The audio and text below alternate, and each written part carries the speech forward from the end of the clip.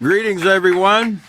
Welcome to another exciting edition of the Peaceful Solution Character Education Program Teacher Certification Course. If you're here at the Peaceful Solution headquarters and wherever you are, please be seated.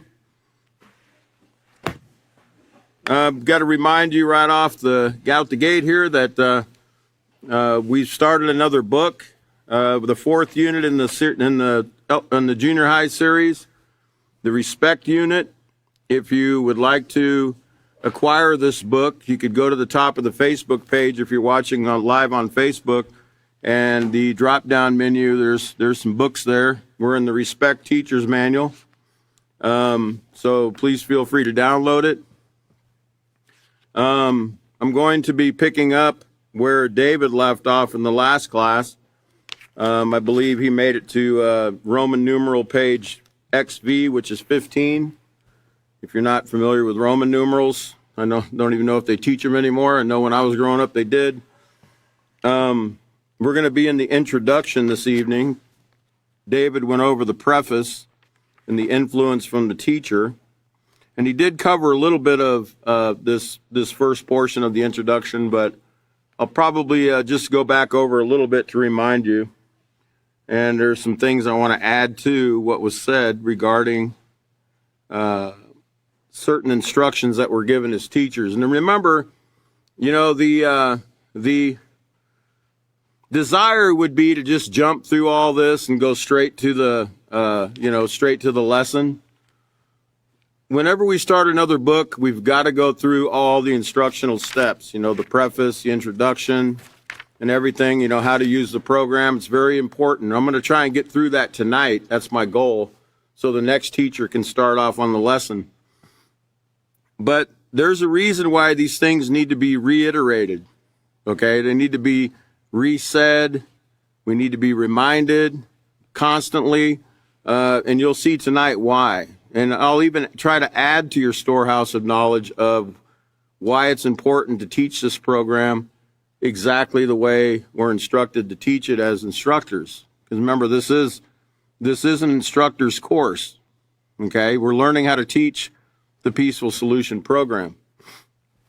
All right, so in the introduction, I'm going to go ahead and start off at the top there. It says, the Peaceful Solution Character Education Incorporated is pleased to introduce to you the most unique, effective, and practical character education program available today. And that's a pretty bold statement, right? It's unique. In other words, it's one of a kind. And it's true. I've looked at other character education programs and compared them with the Peaceful Solution, and really none of them, you can't compare them. There's things about the Peaceful Solution that leave the rest of them behind, in the fact that, in other programs, there's really no emphasis on that you must do this to change your character, and that if you want to have peace in your life, it's a must that you do these things. There's no real incentive to show the benefits of doing these things and the consequences of not following these principles and these character traits, or getting rid of the negative traits. They don't really show the full spectrum like the Peaceful Solution does. They also don't have the moral component, and they don't really understand the word moral itself, which we're going to talk about tonight, because there's a lot of misconceptions about the word moral, because a lot of people think the word moral means religious. Okay, when they heard the word moral, they automatically, religion comes into the mind, okay? And that's something that we're going to learn in the second paragraph that we've got to guard against in schools. It says, you're holding a teaching tool that is guaranteed to minimize crime and violence, social disunity, and moral degradation in the classroom, home, and community. There's another really bold statement David mentioned in the last class, that you're saying that this is guaranteed to minimize crime. Notice it doesn't say it's going to eliminate crime. It's going to minimize it.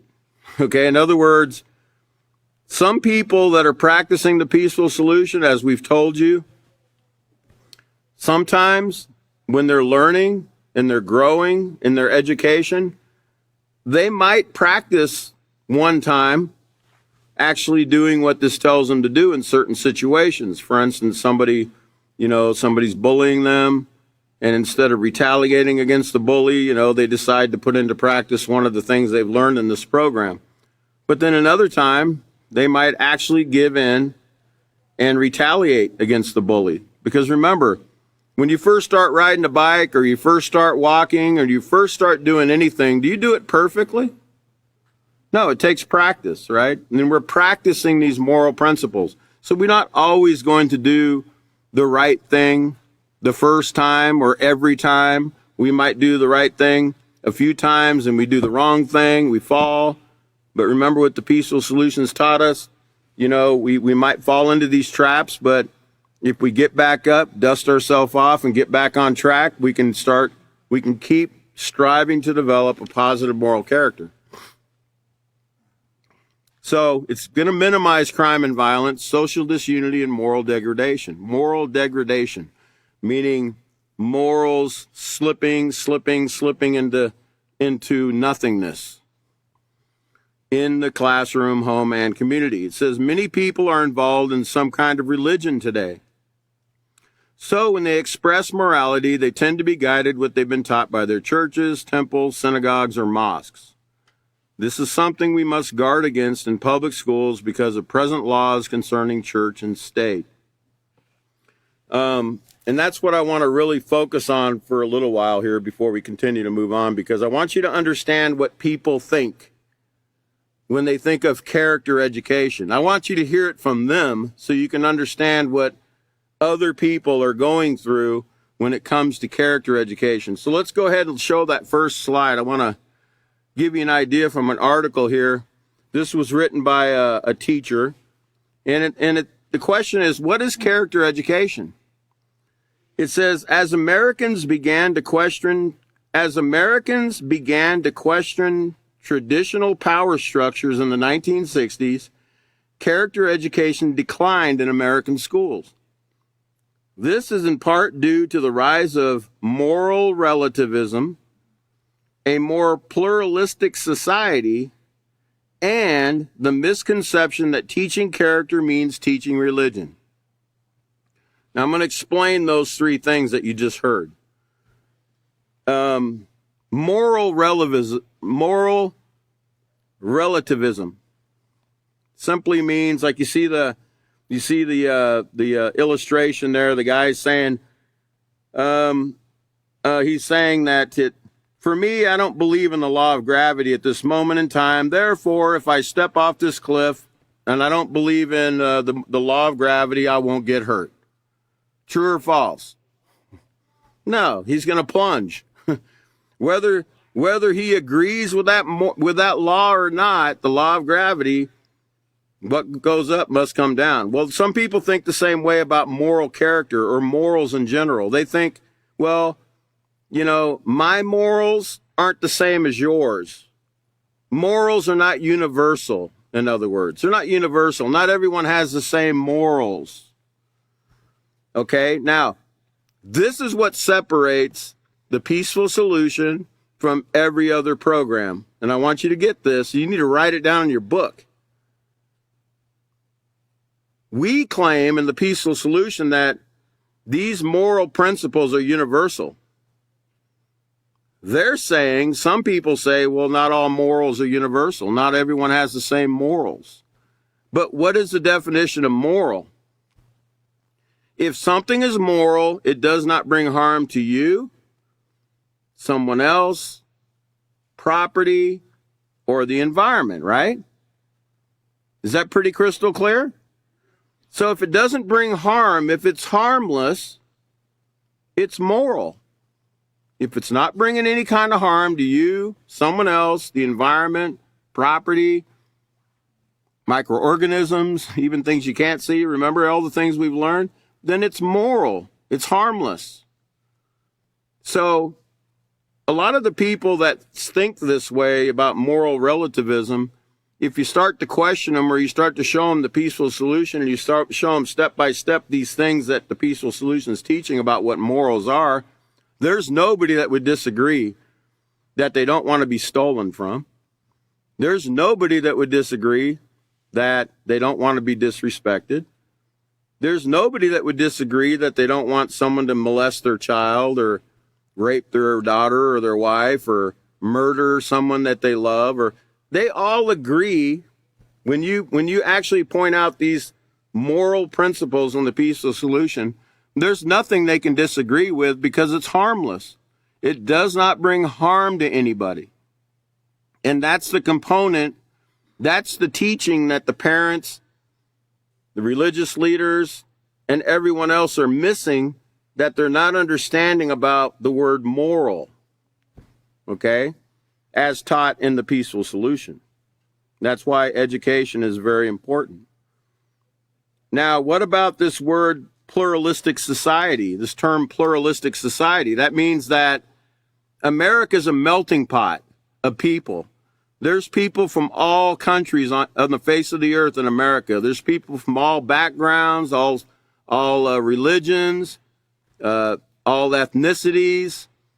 It's a melting pot. So it's a very pluralistic. There's many different people in our society. So it's pluralistic. So therefore they think, well, we can't teach character education because my religion doesn't teach the same thing as your religion. Right? So I don't want them teaching my children in public school any kind of morals because their religion doesn't match mine. Okay, now this is how people think. Okay, when they think of the word moral or they think of character education, and I'll show you that's exactly what they're thinking. They think that teaching character means teaching religion. Okay, and I just read to you right here in the Peaceful Solution. This is something else, everyone, that separates us from all the other character education programs is we teach against teaching any kind of religion. Now, if you think that that's not a big deal, then you've never been to the schools that we've been to as teachers of the Peaceful Solution. We've gone to many schools where they tried to drag us into religious discussions in the classroom. Okay? These were teachers that are operating under a constitution that says, you know, that the state has no right to impose any religion, any one religion on the people. Well, I've gone into classrooms where I've seen proverbs written on the chalkboard. Chris, Catan, David, and myself, we were all, you know, they asked us, well, what do you think about the Proverbs? Or what do you think about this proverb? And we were just kind of like, well, we're not really here, you know, to discuss religious topic. We're here to bring forward our character education program. So they will try to drag you into these things. Okay? So, but we always stay out of those areas because there's laws that separate that don't allow us to do those kind of things, where other programs will gladly get involved in those kind of issues, as we'll see here in a minute. In fact, let's go to the next slide. This is a news article. It says that conservative parents protest character education in Texas schools. Huh? Conservative parents don't want character education in Texas schools? That sounds a little strange, right? Well, yes, they do. Yes, they do. Here's the problem. Let me read you what the problem is. It says, character education is not new in Texas school districts. The education code has been amended at least 4 times to require schools to incorporate general character traits like honesty, respect, and diligence across the curriculum in all subject areas. The latest inclusion, Senate Bill 123, was passed during the 2021 legislative session, carried by Senator Nathan Johnson and Representative John Turner, get this, both Democrats.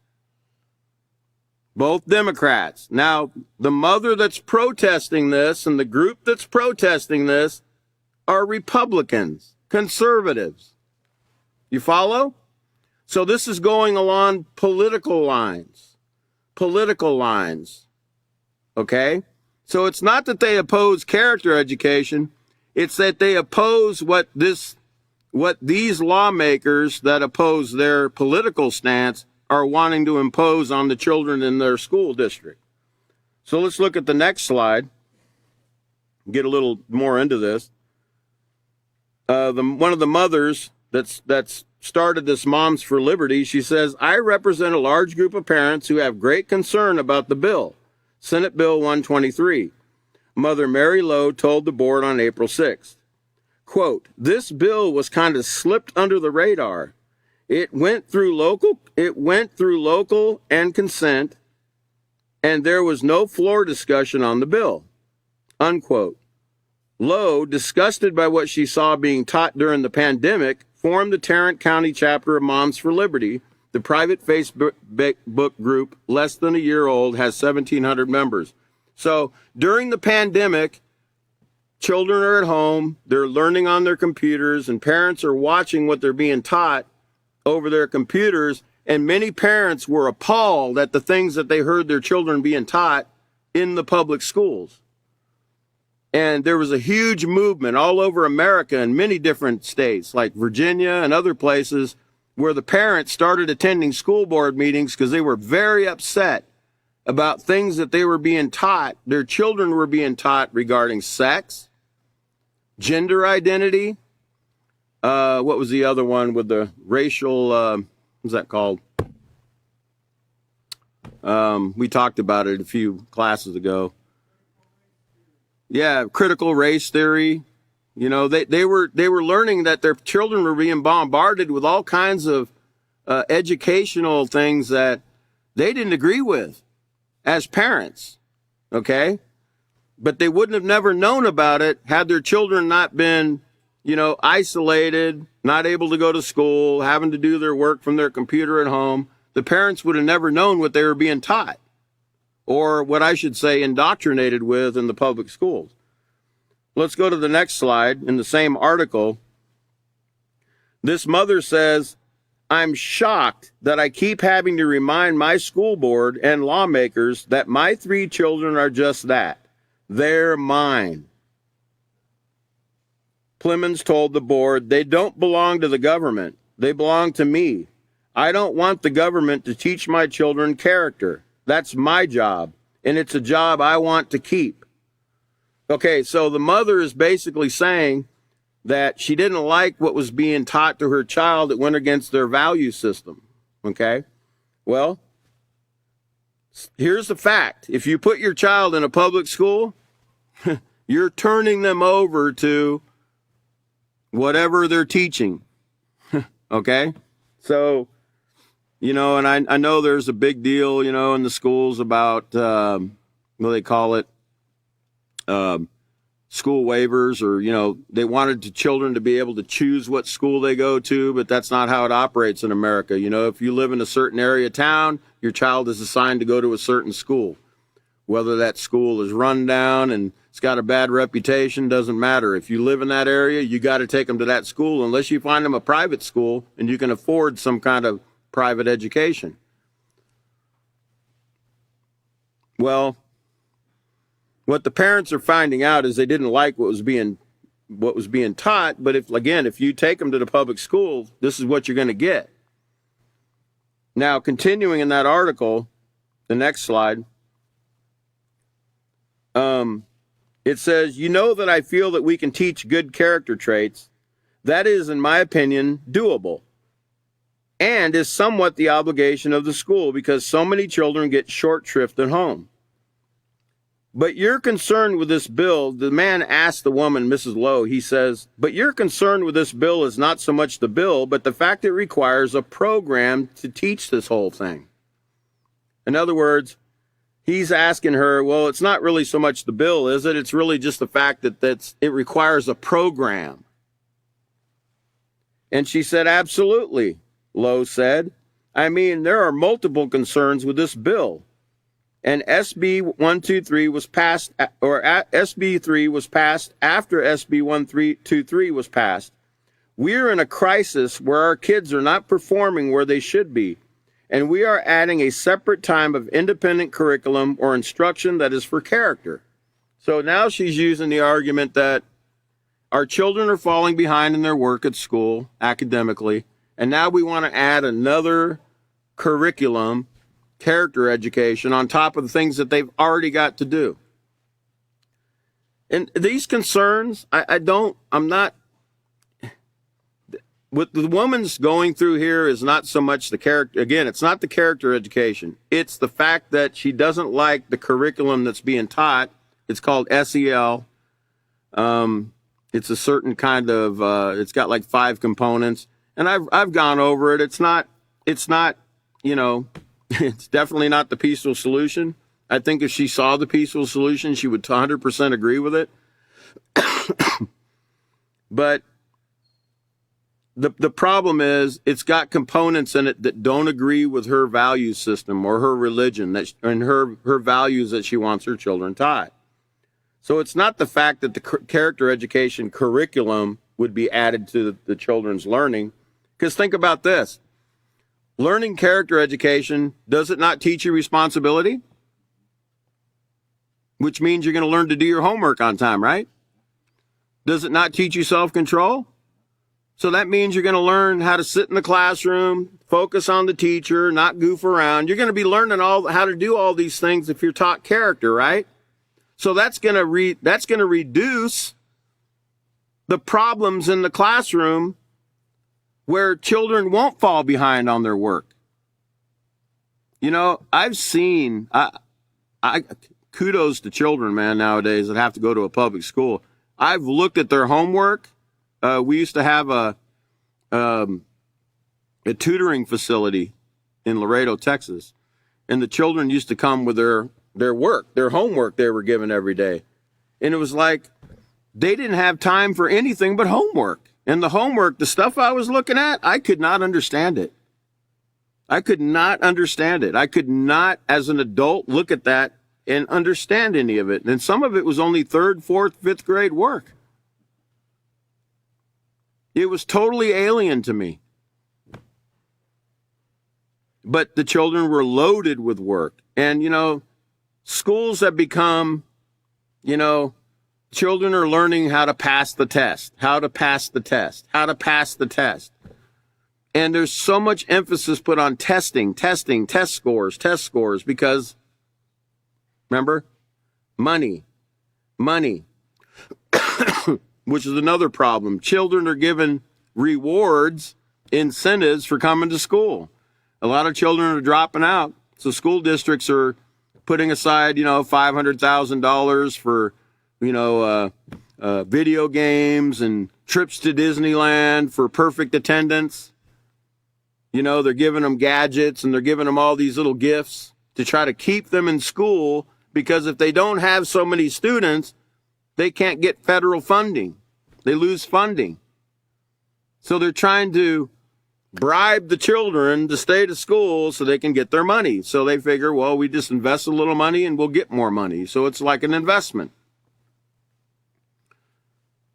Not putting the schools down. I'm just saying that's what they do. It's a fact, okay? It's become that desperate for schools to stay afloat. All right. I told you about social emotional learning, or SEL. This is the program that the mother in Tarrant County, which is right, you know, over in Dallas, I believe, she didn't like. She didn't want her children being taught SEL. So I had to look it up, just kind of find out what SEL was all about, just to see what the mom saw in it. But there was a certain statement that was made in the article that I read about it. If you could put up the next slide that I want to bring to your attention. SEL is called social emotional learning. And this article is about SEL, the dark side of it. And they made a statement in the article. It says, character education has always been controversial.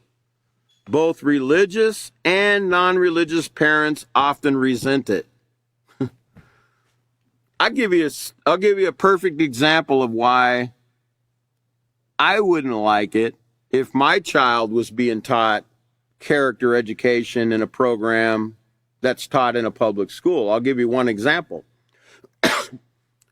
We teach against war in the Peaceful Solution. We're called the Peaceful Solution, right?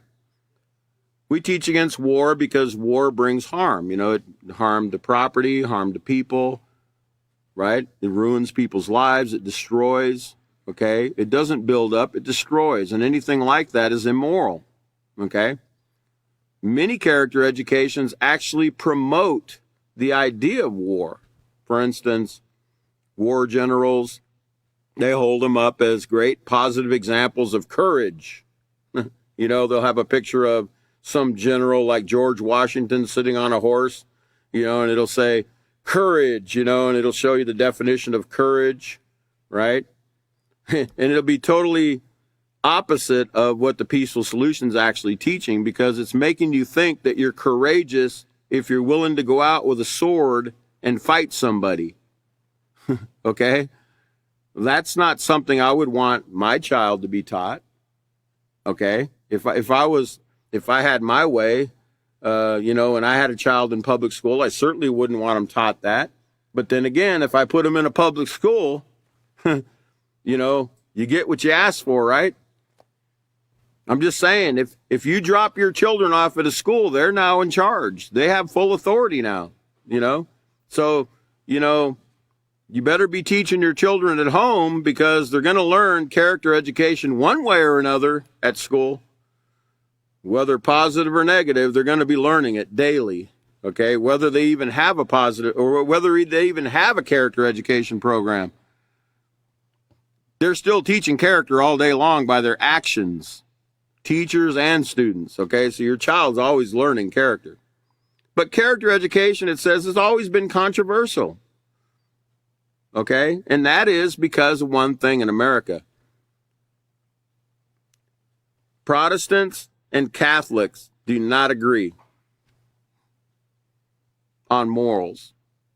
And it's been back and forth, back and forth, back and forth. Now you've got all these the Muslim community and other people have integrated into American society, and they bring their beliefs to the table. And they don't agree with the Catholics and the Protestants. Okay? So you've got all these different groups that don't think they agree on morals or what morals should be taught. But you know one thing? When you show them and you define what moral really means in the Peaceful Solution, we've had Malik Obama, President Obama's brother, he's a practicing Muslim. He promotes the Peaceful Solution character education program. You know what he said about it? He said, this program does not infringe on any of my beliefs. Okay? So, proof positive that the Peaceful Solution, a practicing Muslim, is not offended by anything that's in there. Why? Because it only teaches to be harmless, not to bring harm to anybody, not to bring harm to people, yourself, property, or the environment in any way, shape, or form. Who could disagree with that? When it's explained, when it's taught, I guarantee you there won't be anybody that would say, well, you know, I don't agree with that. They all agree. And it's been that way everyone I've ever talked to. If it's explained the way the Peaceful Solution lays it out, and if you teach them a step at a time like it's laid out, guaranteed they'll understand that. All right, let's go to the next slide, because remember in the article it said that there's a Texas code, Code Section 29966 of the Texas Education Code. It talks about all the character traits that they require them to teach in a public school, and I have them listed here. I won't read them all, but some of them include courage, honesty, reliability, punctuality, integrity, respect, courtesy, responsibility, accountability, diligence, perseverance, self-management skills, self-control, fairness, justice, freedom from prejudice, which we teach in our acceptance unit, caring, including kindness, empathy, compassion, consideration, patience, generosity, charity, and interpersonal skills. Good citizenship, including patriotism, concern for the common good and the community, responsible decision-making skills, and respect for authority and the law. School pride and gratitude.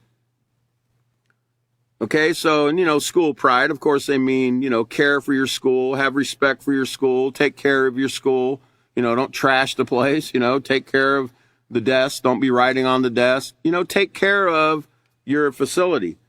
So they want these things taught. And if you look at this, the peaceful solution includes all of that.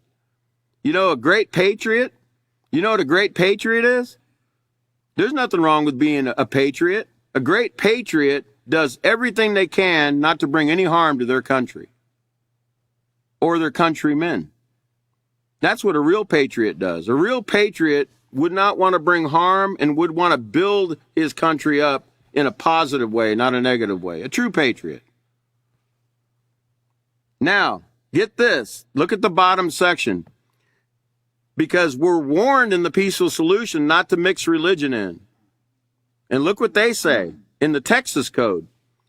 It says, this section does not require or authorize proselytizing or indoctrinating concerning any specific religious or political belief. You see what they're concerned about? That's what the mother was concerned about. She's concerned that the two Democrats that got that bill slipped through had an agenda of what kind of program they wanted taught and what was in that program that might not have matched with her conservative Republican views or her Christian values. So she was suspicious about that. So she went and checked about this SEL program and found out there were some things in there that she didn't like being taught to her children. So they're not supposed to be teaching any kind of religious or political belief system in the character education program. You know what? That actually, if you read this law, this Texas law, do you realize that this is the only program that could actually be taught? This is really the only program that matches what they're asking for in the Texas Code. This is the only program, because this is the only program that doesn't have any political agenda, doesn't have any religious agenda. We're not proselytizing. In case you don't know what proselytizing is, let's go to that next slide so you can learn what that word means. Proselytize means, now listen closely, it means to convert or attempt to convert someone from one religion, belief, or opinion to another. Let me read that again. Convert or attempt to convert someone from one religion, belief, or opinion to another. Now, wait a minute. Well, we are proselytizing, aren't we? When you're teaching the peaceful solution, you're not teaching religion, right? So you're not trying to proselytize in a religious sense, but you are proselytizing, because proselytizing is not just religion. What it means is you're trying to get someone to change their mind or their opinion or their belief from one thing to another. Is that not what you're trying to do? If someone steals, aren't you trying to get them to consider that stealing is wrong and you want them to change and not steal anymore? Yeah, that's what you're trying to do. But if you notice the Texas law, what the Texas law says is you can't religiously or politically proselytize. But again, proselytizing isn't just religious. It means trying to get someone to change their belief or opinion from one thing to another. And that's what the peaceful solution's actually doing. It just leaves religion out of it. As you can see here, there's many groups that come to schools, and they've been actually there's certain watchdog groups that are watching, and they see there's certain groups that are coming to schools. They even bring Bibles, they bring leaflets, they've been baptizing in schools, they've done baptisms in school, and they're like, parents are finding out, they're like, why are we bringing religion into the school? I don't want my children being taught religion in school. I'll teach them religion at home, right? And based on some of the things I've seen them teaching in the schools, I don't blame parents one bit. Okay?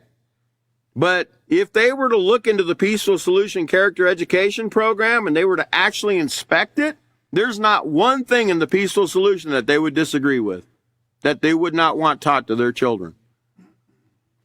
Not one thing. And even if they thought there was one thing they didn't like about it, if you actually taught them step by step and you gently led them to that understanding, they would go, I understand.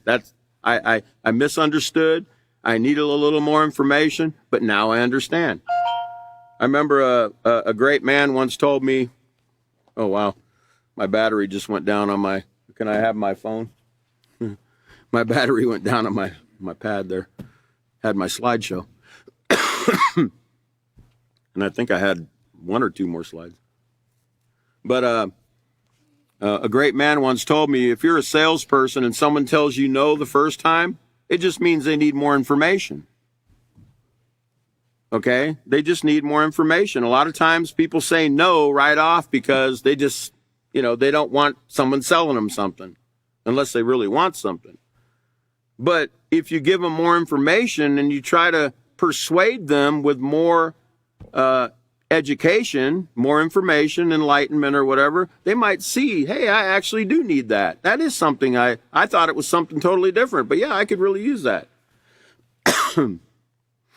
Okay, let me find my slides. Hold on. Okay, so I want to make sure that I've covered this thoroughly before I move forward. Okay, so proselytizing. Remember it's not religious only. It's proselytizing has more definitions. So Texas requires you not to be religiously or politically proselytizing in character education. But you're not forbidden to try to change someone's opinion or belief about a certain thing as long as it's not religious oriented. Okay? All right, so I'm going to continue reading here.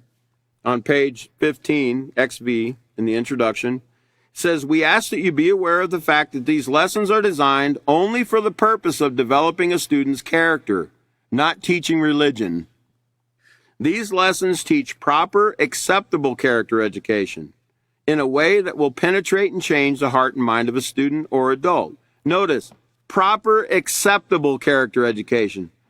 It's acceptable to people. If they look at it, it's acceptable. It's not something that a parent would say, hey, I don't want that taught to my child. That's some kind of religion there. No, it's going to give them it's going to shape and mold their child the way they actually want their child to be. This program will produce the result in young people that society desires to see. We have noticed that these lessons are even more effective when the teacher encourages the practice of the principles of the lessons throughout the day as incidents arise between teacher and student or student and student. That's that iteration and reiteration I was talking about. Please remember that your class will be an example simply because character education is introduced into the school curriculum. And that is a fact. I've told you in the past, I'll reiterate it again. Teachers were asking teachers at these schools where they implemented the Peaceful Solution in certain classrooms, they were asking, what is it about your children that's so different about how come they're so well behaved, or how come they do this? Well, it's because I'm using the Peaceful Solution. The what? The what? I need to do that. Okay? So people do notice. That is a fact. Okay? That is a fact. Now it says, teachers are the true leaders of the world. All teachers now have the opportunity to make a great change in the character of their students. With the use of the Peaceful Solution Character Education Program, you are not only teaching, You are actually molding leaders who will use what you are instilling in them to bring about better living conditions in the world. Yeah, they won't be splicing genes of mice and mustard greens. They won't be spraying poop all over the field to grow their tomatoes. They won't be drinking sewer water or making machines to help you drink sewer water or make bricks out of human excrement so you can build a house, right? They won't be doing these things because they'll see the harm that these things bring to society. They won't be feeding cows bone meal or animal protein and creating mad cow disease. You know why? Because they'll know from the program that when we go outside the moral boundaries, we always bring harm to ourselves, someone else, the environment. They'll know that. Who would not want that? Do we want mad cow disease? Do we want, GMOs, genetically modified organisms in our food supply? I mean, do we want that? Well, that's where education comes in. We must not fail to build moral values in the students we are now teaching. This will not just reflect in the child, but in the entire world around us. That is, your leadership will be reflected in the actions of the leaders you have taught and will teach. Isn't that great? It's not that we do this, but it is a reward to see your students making great choices. And wouldn't you like to, know that somebody that makes a really great decision, you actually taught them to make that decision? That's a great reward for anybody. I don't know why anyone would not want that. I think David said in the last class, who would not want to teach the peaceful solution just to see people change and have a better life, better living conditions, not only in their family or in their school, but in their community, the state, and internationally. Who wouldn't want that? We should all want that. So let's go over to Roman numeral 17, where it talks about how to use the program. The Peaceful Solution Character Education Program consists of 5 units that cover character, acceptance, self-control, respect, and responsibility. If you could go ahead and put up the next slide and go ahead and pass that slide, go to the next slide. There we go. I want to leave those books up while I talk about this. Each unit is designed and formatted to gently lead the student with the basic concepts of character development to becoming a responsible citizen in society. Now listen here. It is important that you, the teacher, work through these units in the order presented to obtain maximum benefit. What if you started off in the responsibility unit, number 5? Would they even know? What am I being responsible for? And what other tools do I have to help me be responsible? Because they don't know anything about self-control, right? They haven't been taught self-control yet, so how can they be responsible and make responsible choices when the whole foundation hasn't been laid? How to stop, think, weigh out your options. Remember this? You guys remember this? If they haven't been taught this, when it comes to responsibility, they're going to have a hard time, right? And if they haven't been taught all the other books before that, if you haven't laid the groundwork, well, you're starting at the roof, right? Have you ever tried to build a roof first on a house? You ever tried that? Well, don't try it, okay, if you haven't tried it. Trust me, it don't work. Okay, so you want to gently lead the student with the basic concepts of character development to becoming a responsible citizen. And that's the end result, is a responsible citizen. That's why responsibility is the last unit. It is important that you, the teacher, work through these units in the order presented to obtain maximum benefit. As you explore each unit, you will realize that the issues covered are very relevant to our young people. Take as much time as you can to explain the concepts. Highlight this part. Reiterate where and when possible. and solicit as much student participation as possible. Can you put up the next slide? Because I want them to see this word reiterate, what it means. I want you to understand why we're reiterating even this section about how to use the program. You have to go over things over and over and over to penetrate our minds. You know, we have hard heads, even as adults, right? The word reiterate means to say something again or a number of times, typically for emphasis or clarity. And similar words to reiterate would be repeat, say again, restate, retell, recapitulate, go over and over, iterate, rehearse, belabor, dwell on, harp on, hammer away at, and ingeminate. You know, we're hammering away, hammering over and over. You notice how we go back and forth in the books and we keep saying the same thing again over and over and over. And it seems like Mandy just said that in the last class. We just said, why are we reading that again? Because you're being hammered. You know, instead of going to the bar getting hammered, you're getting hammered into shape with character education, you know. You know, no more of that hammering going on, right? No more getting hammered and having headaches and saying, I'm never going to do that again, right? And then you're right back at it the next night because you have no self-control, no purpose in life, you don't even know what your purpose is. You're like a leaf on a windy day, just blowing here and there because you really don't know where you're going. A life without any kind of direction is a life out of control. Remember? That's why people get hammered. Come here and get hammered. You get hammered into shape, the right shape.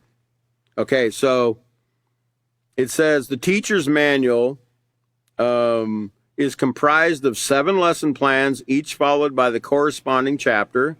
These chapters are duplicated in the student's handbook. So the student handbook has exactly what the teacher's manual has, minus, the instructions. And even has the answers in the back of the book. We want the students to have the answers. Okay? We want them to know the answers. That's what education is all about. We want them to know the answers. Now, purpose objective. The purpose objective is your evaluation tool for what or how much the student should learn from the lesson taught. Most of our objectives are measured. Now get this. This is what separates the peaceful solution from everything else.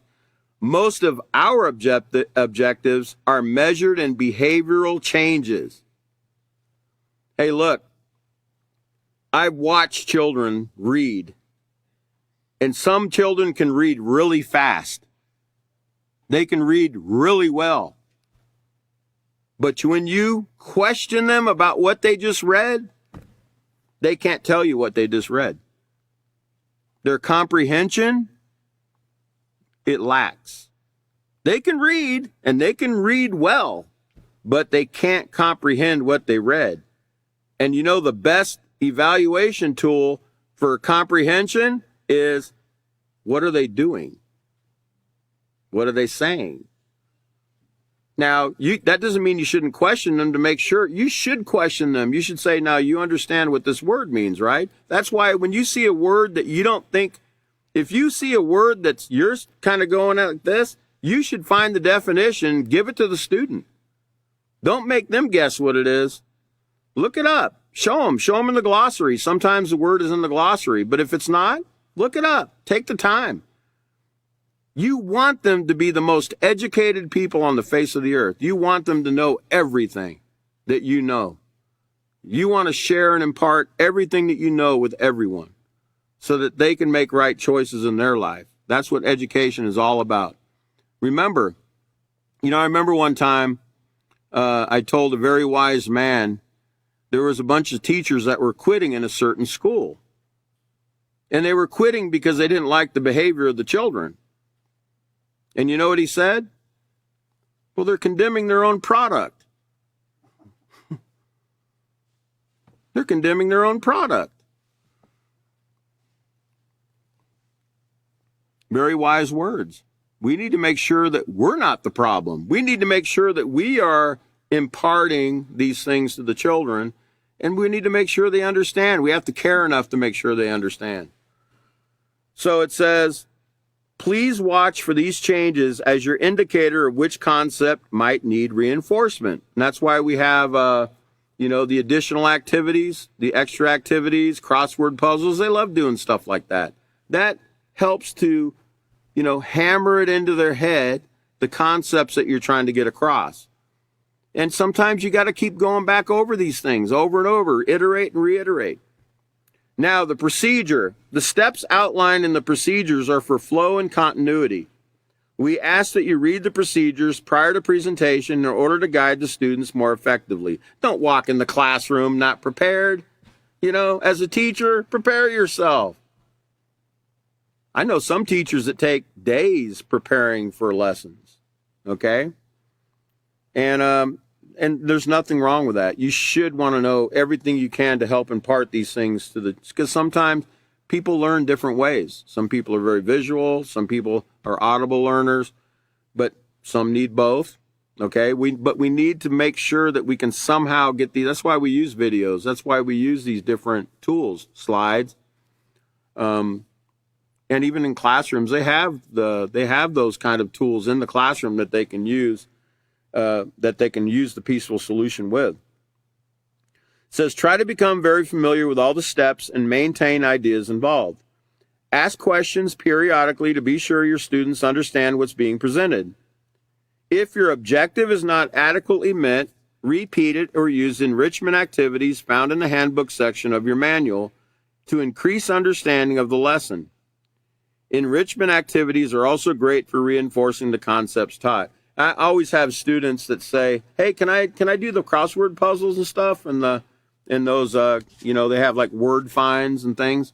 And I say, yeah, of course. They like doing stuff like that. And don't you want them to do that so they can look up words like respect, responsibility, that ingrains it in their mind. It makes it makes it more firm in their head, Now, the student handbook, it says student handbook. Let's go over to page Roman numeral 18. The student handbook is a replica of your manual, except that the student's handbook has the answers in the back. Encourage students to read their handbooks before class so they can contribute to discussions or help in problem solving. The activities are designed to help students apply the concepts taught in real life situations. Encourage students to complete the activities, excuse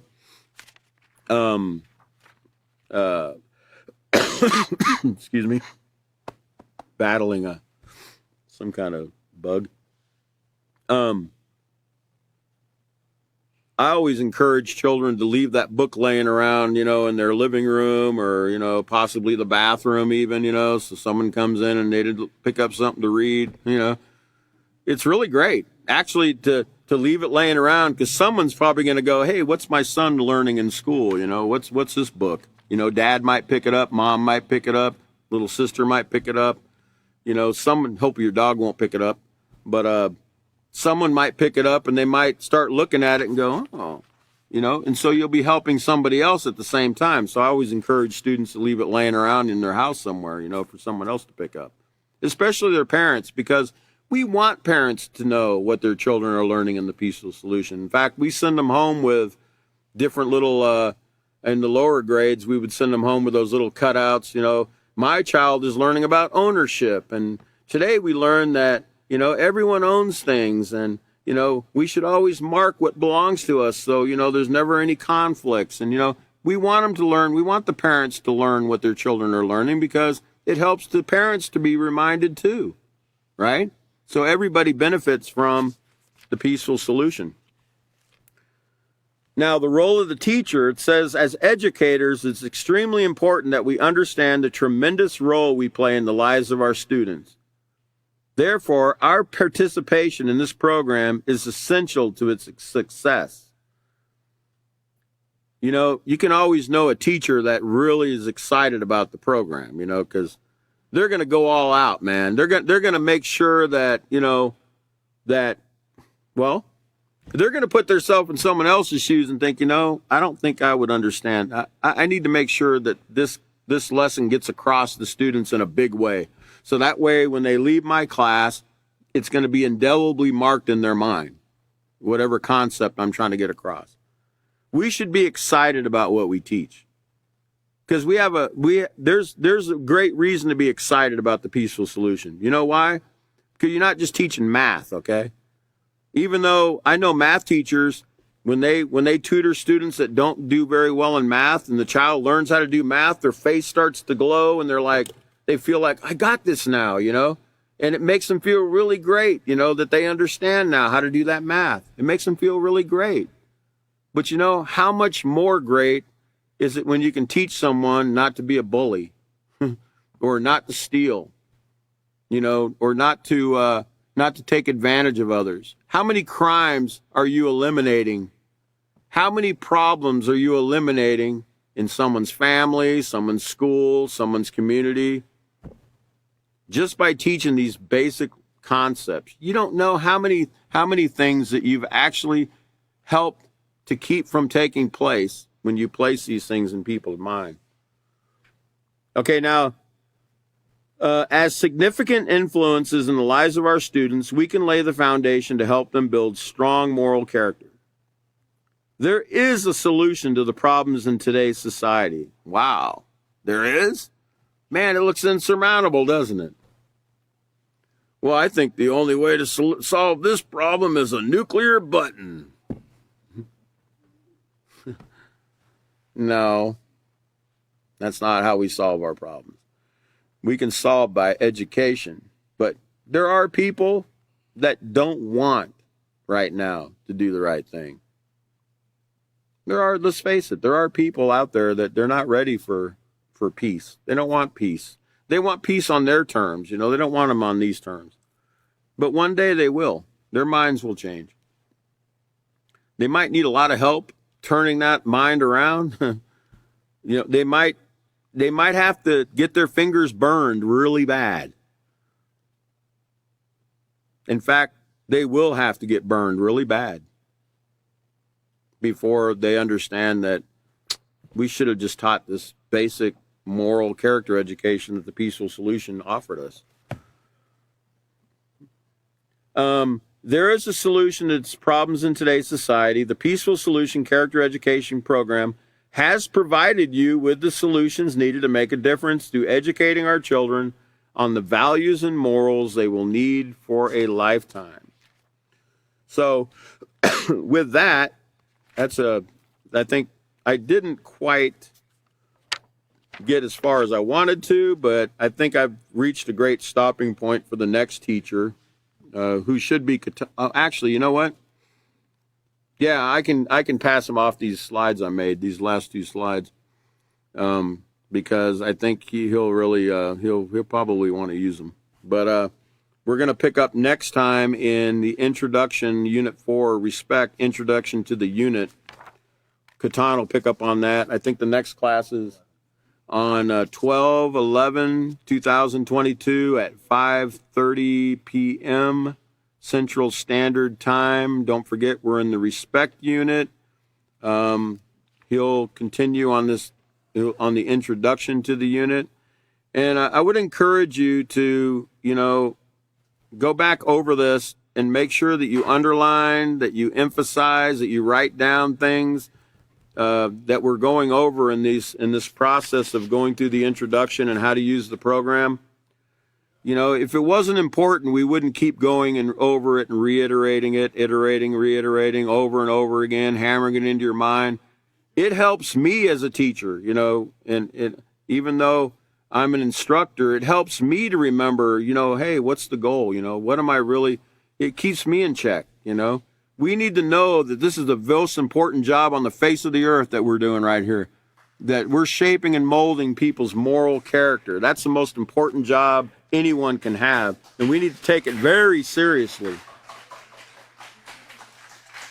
So with that, I thank you for attending this evening, and we'll see you on 12/11/2022 at 5:30 p.m. Thank you. Have a great evening.